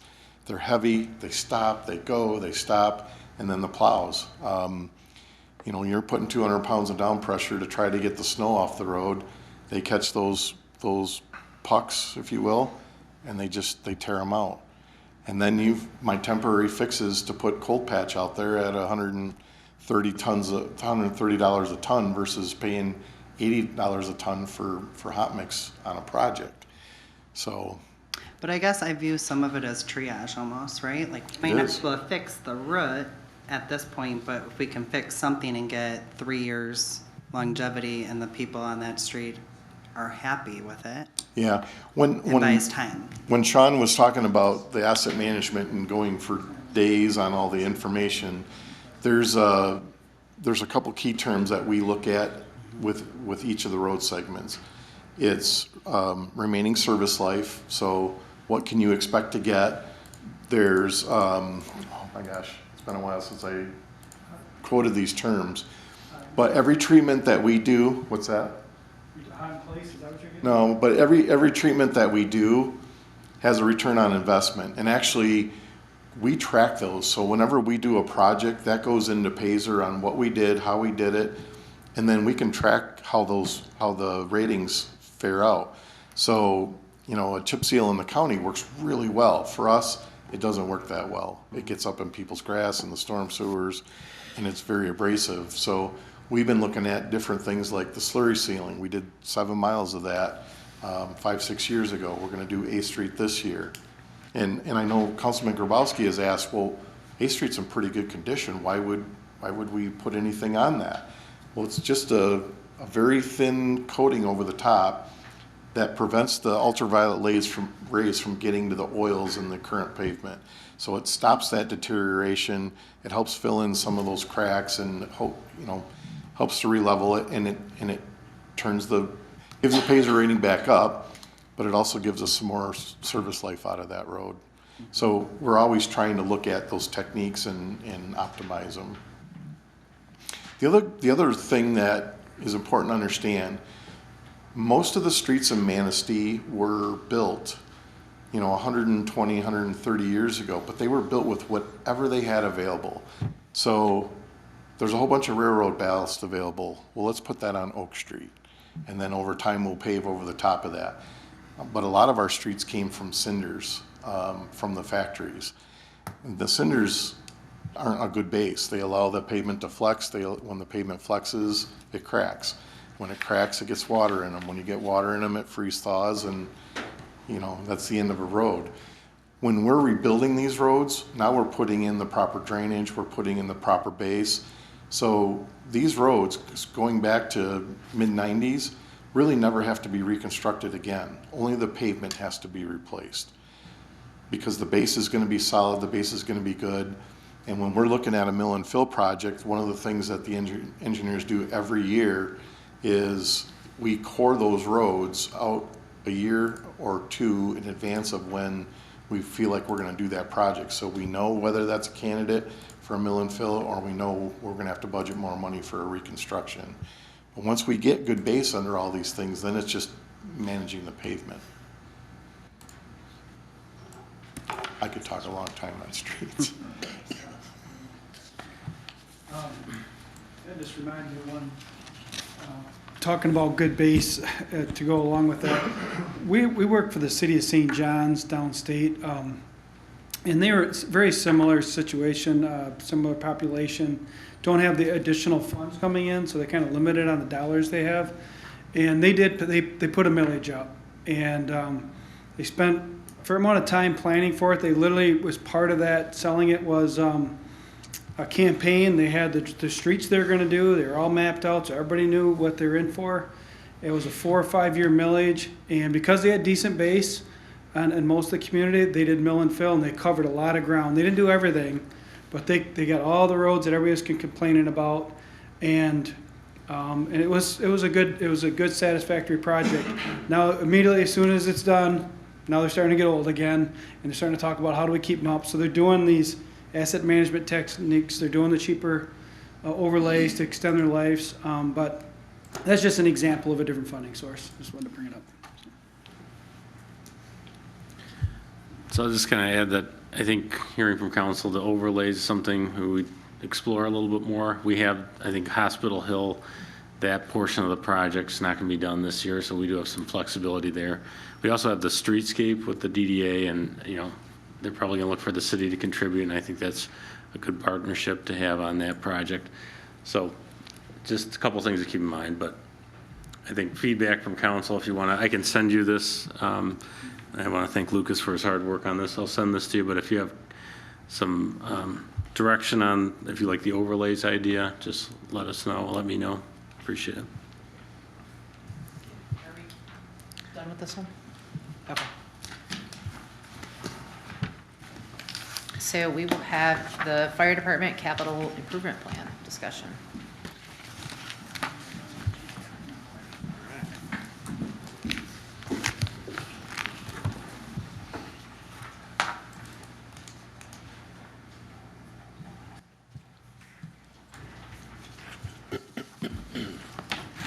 Okay, council.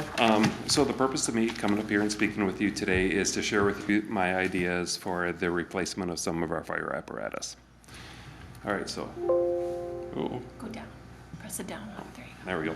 Okay, so currently right now, we have 5 different apparatus. We have engine number 5, which that was a 2004 traditional fire engine, we'll call that, that's 20 years old.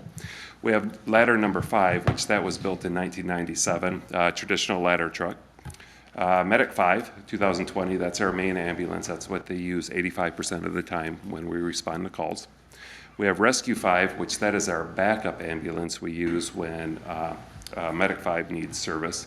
That's running over 12 years old now. And then we also have Truck 5, that's our utility pickup truck, which is 2017.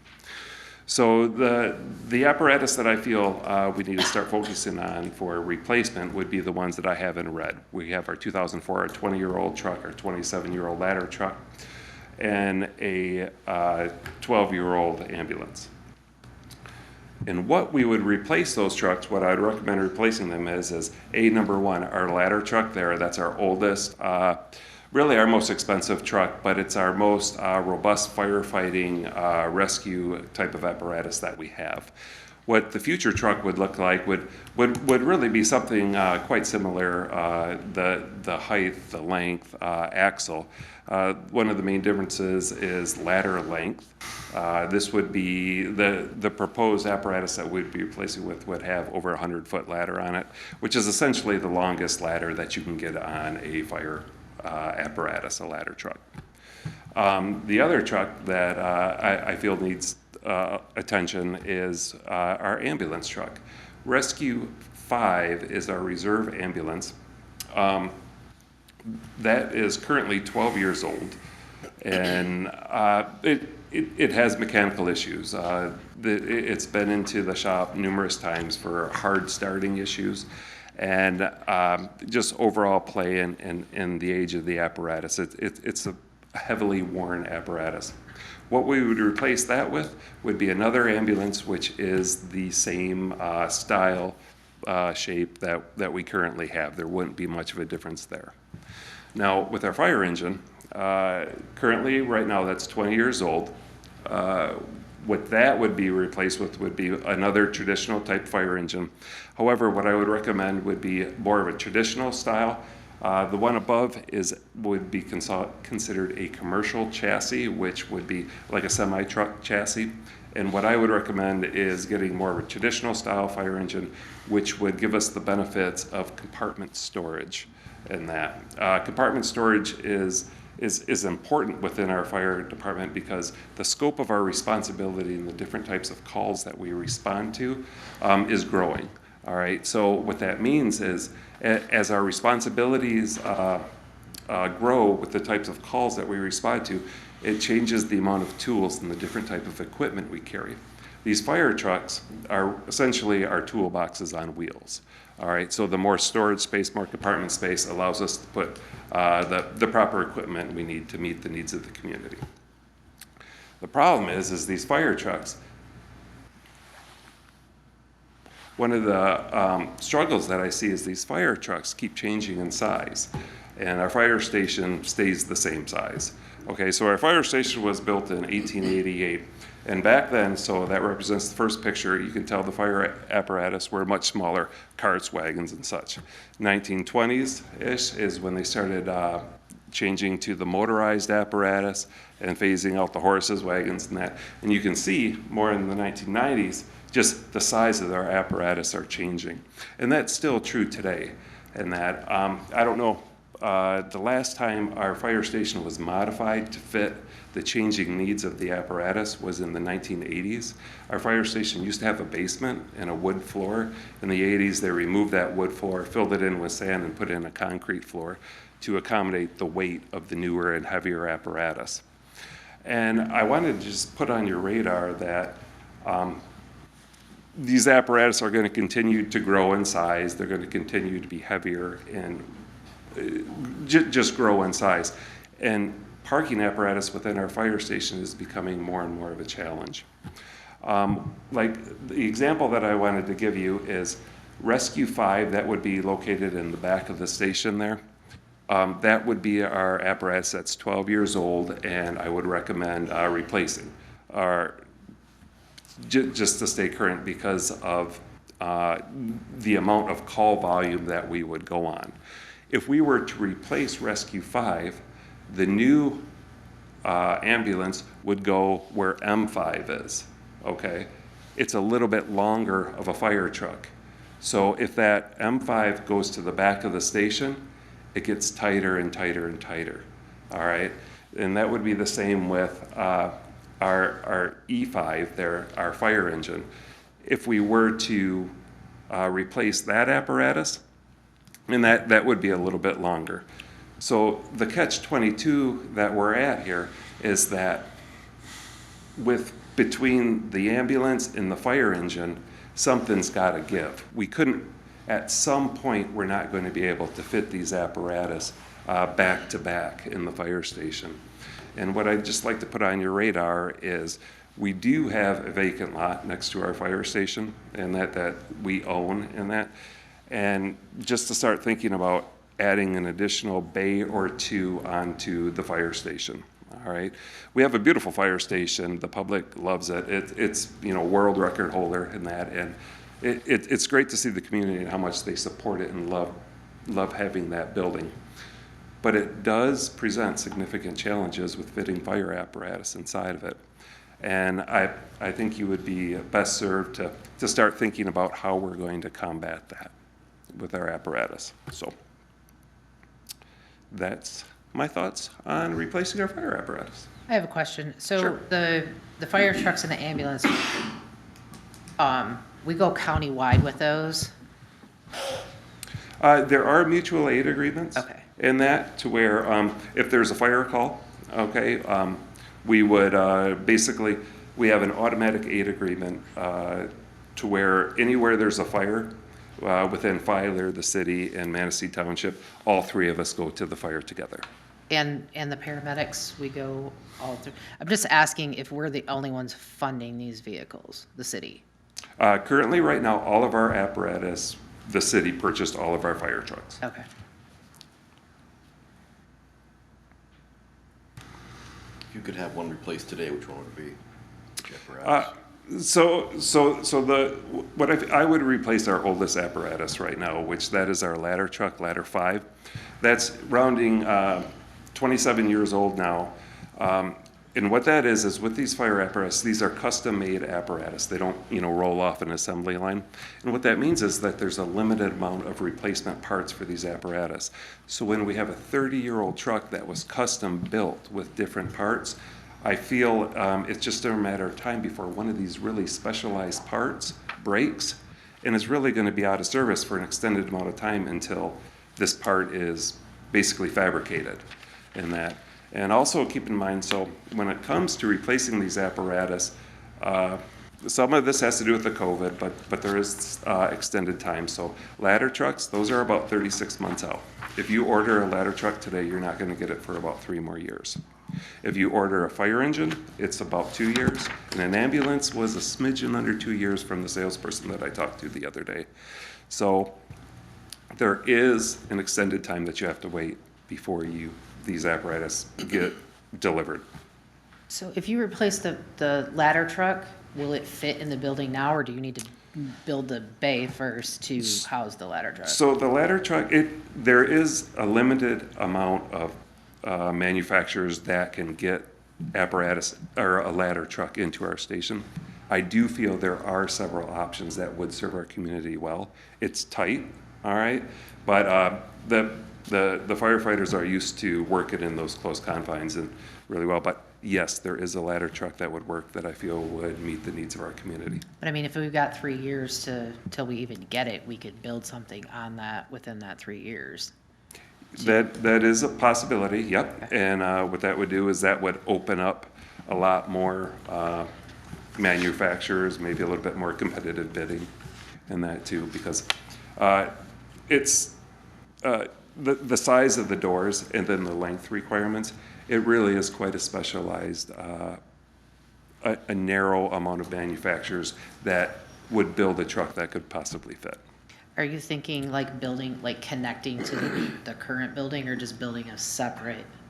Yeah, well, I certainly wouldn't want to hurt any of the appeal of our fire station, and I would really be reaching out to some of the historical people and really getting advice for really making a good decision to make something that fits well.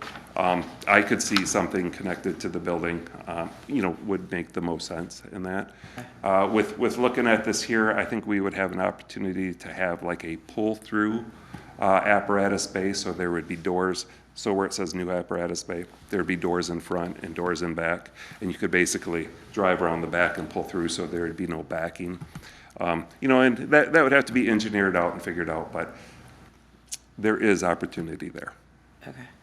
Any idea on potential cost for the 3 vehicles? Yeah, so rough numbers, ladder trucks are $1.8 million.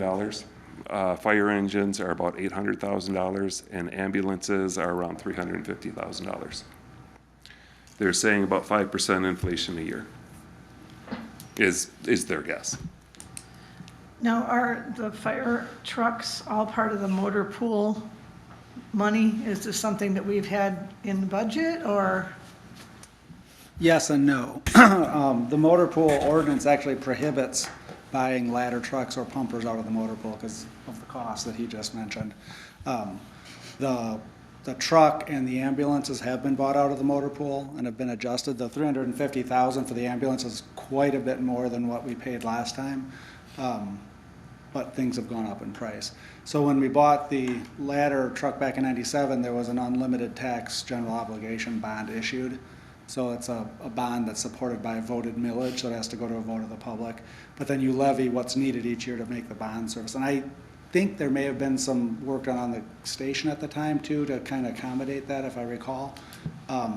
So in the budget the last couple of years prior to Chief Herndon coming on, there'd been some thought about getting both the ladder and the pumper at a time frame when it seemed appropriate, figuring in the long lead times where you bundle those up, and if there needed to be any other work on the station, not necessarily the addition, but you'd put that forward as a millage, because the motor pool certainly can't support paying for that. Yeah, that's what I was thinking. The other option is grants, and I know we did try to submit a FEMA grant for a ladder truck, but we didn't get that one.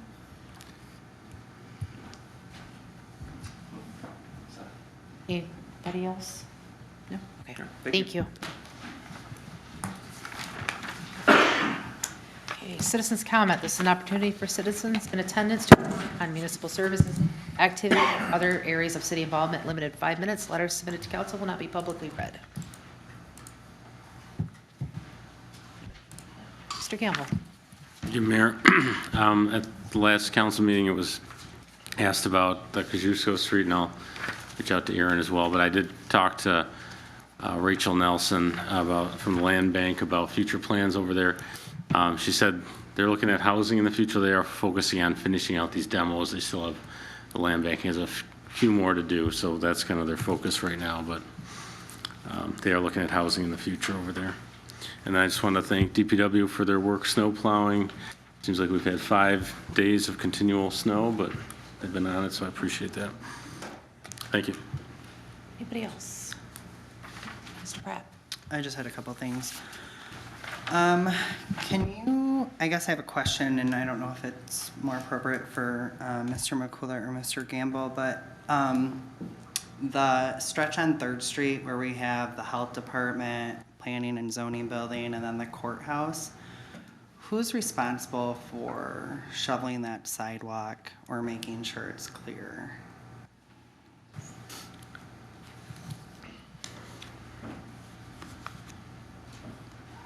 I don't know the ultimate question. So like before this huge storm, Yeah. we had gotten some snow. that stretch, like in front of the courthouse, where on that Third Street side, like the judges and different attorneys park there. I don't know that the public parks there so much, but it's not getting shoveled. So I thought because maybe it was a county building, the county was responsible. So somebody had reached out to me that lives there, walked. Evidently they trip and fell. And so I called one of the county commissioners and they're like, that's a city sidewalk. The city should be.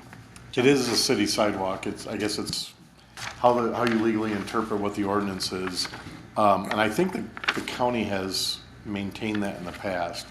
Well, I can tell you that we sent out our sidewalk snow blowers yesterday and today. It was the first, I tried to get them out Sunday because I actually thought there was school Monday, but we didn't have, there was just too much other things to do. We do the streets first, and then we try to get to the sidewalks, and we've had this discussion. We try to get up around the schools. The guys are now branching off a little bit. They're actually making some pretty good headway, but we could make that part of that first round. Well, I'm just thinking since they're open to the public and we're kind of asking like city residents to do business there, it might be nice if we can put that as a priority. I don't know. I think it can go higher up on the priority list, but there's never gonna be a way that we're gonna be able to clear all those sidewalks in a timely fashion citywide, but we can certainly move that up on the priority list. Yeah, I guess in my opinion, I just felt like if it's open for business, that's a little different than like if you came down my street, like as a resident. Do you know what I mean? Mm-hmm. So I just thought I'd ask. I had a couple budget questions. I know at the last, thank you, work session, we had talked about potentially there might be a need to hire some additional employees this next coming budget cycle. Just wondering, a while back I had asked about overtime and it was an action item, but I haven't received that. Can we get a breakdown of overtime by departments and kind of what that need has been? Yeah, we can get that. I think a lot of it's police and fire. We can get that. Okay, and then this last year we hired several employees. Can we get the breakdown of what the financial cost of that was? I mean, in my mind I have an idea, but can we get a breakdown of that and maybe what those job descriptions are so that we understand what each person is doing in their capacity? Isn't that what we have department managers for, though? Well, I'm not questioning that. I guess I'm saying, though, if we're gonna hire additional staff, Right. then we at least know what this person's doing versus that person. Because is it, like, when we had the last discussion about bringing planning and zoning in-house, there was a lengthy conversation of, did we have the support personnel to support that position? So then I think that would help us understand, like, what all is this person doing? Because, like, recently, when we first put that position out there, I did not, others may have thought, but I didn't realize that they'd be overseeing the building inspector. So now they're overseeing the building inspector, so that's one more thing on their plate. Do you know what I mean? So it kind of helps give us a perspective. Yeah. Because when we're not involved in the day-to-day operations, I don't necessarily know what that person's role is. But I still think that's what we have department managers for. That's, if they're overloaded, it's up to them to come to us. You know, I don't have time to sit in the weeds and go through every single financial thing that the city does. I trust that Bill's doing the right thing. I trust that Jeff's doing the right thing. I trust that Chief's doing the right thing. I think we spend a lot of time really getting into the weeds here on things. We're just wasting time because that's what we hire them for. If they're not doing the job, we get rid of them. Okay. That's. Thank you for your opinion. I just would like to make informed decisions, so if I could get that, I'd appreciate it. I think moving forward, we need to put that stuff in an email. Okay. Mr. Grabowski. Hey Jeff, can I ask you, did we ever get a camera for the sewers like we asked? It has been ordered. Okay. Yeah, I'm expecting to get it in the next few weeks. Oh, good. Now you know. We should all be trained on that. I'll give you a call. Thank you. Yep. Anything else, Jim? Nope. Mr. Bachman? I think the city responded really well to the storm, and I'm impressed and pleased to be part of it, and I think all departments did a great job, and thank you for your work. That's all I got. Mr. Smith? I echo that. DPW, I think, and law enforcement did a great job. I was out a little bit Saturday night, kind of rolling around. It was nice to see the troopers in town too. I emailed First Lieutenant House and said, hey, it's great to see the guys in different colored blue in town as well. But yeah, great job for everybody. So yeah, it's a heck of a weekend, so good job. Slumber. Yeah, I wanted to thank all you guys for doing your presentation on the streets. It's always kind of a great learning experience for me personally. And I think you guys did a really nice job of explaining sort of the asset management piece of it. So I appreciate you guys' work on that. I feel like it's kind of a never-ending uphill battle. So thank you for you guys' work and your thoughts and your thinking about where you can get money and all that. I think that's really, really important. And I also wanted to just say, gosh, I'm looking through the agenda and we've got an awful lot of fun things coming up this summer. I'm looking forward to another great year in the STE. I don't have anything. I'll take a motion to adjourn. Motion to adjourn.